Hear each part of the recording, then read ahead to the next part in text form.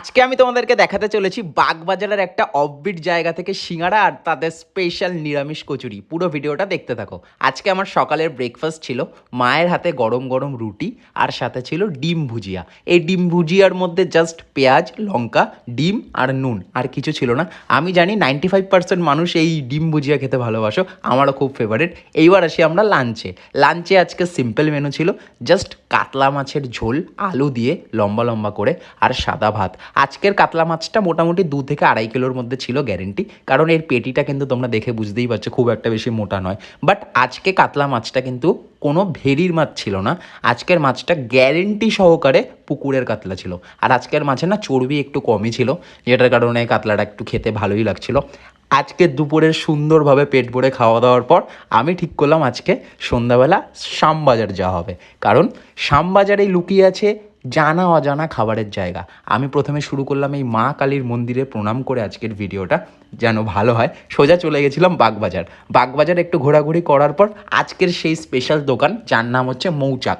এখানে এক একটা কচুরির দাম এখন 10 টাকা করে, এবং তাদের স্পেশাল হচ্ছে এই তরকারিটা কিন্তু সম্পূর্ণ নিরামিষ এবং ঝাল। আর এই যে সামোসা, যাকে আমরা সিঙ্গাড়া বলি, এই সিঙ্গাড়াটা জাস্ট চুমু খেতে ছিল, সাথে চাটনিটা যথেষ্ট পরিমাণে স্পাইসি ছিল। আর তোমরা দেখতেই পাচ্ছ এর যে কচুরির টেক্সচার, এটা কিন্তু পুরো হিঙের কচুরি।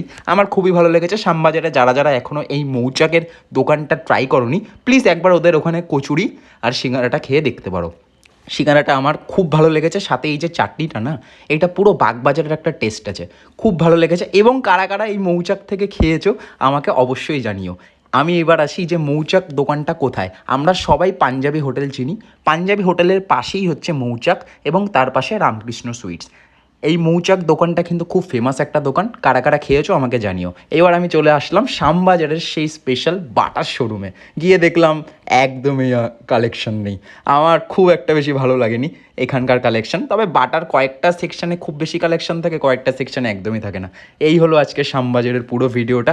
এইরকমভাবে আমি চেষ্টা করব প্রতিটা দিন একটা করে ডেলি ব্লগ দেওয়ার। প্লিজ সাবস্ক্রাইব করে দিও বং ফাটাফাটি। আর এখন না মেট্রোতে খুব বেশি পরিমাণে টোকেন চালু হয়েছে, এখন আর ওই কয়েনটা নেই। এই হলো আমাদের মেট্রো স্টেশন দমদমে নেমে দেখি কি ভিড়।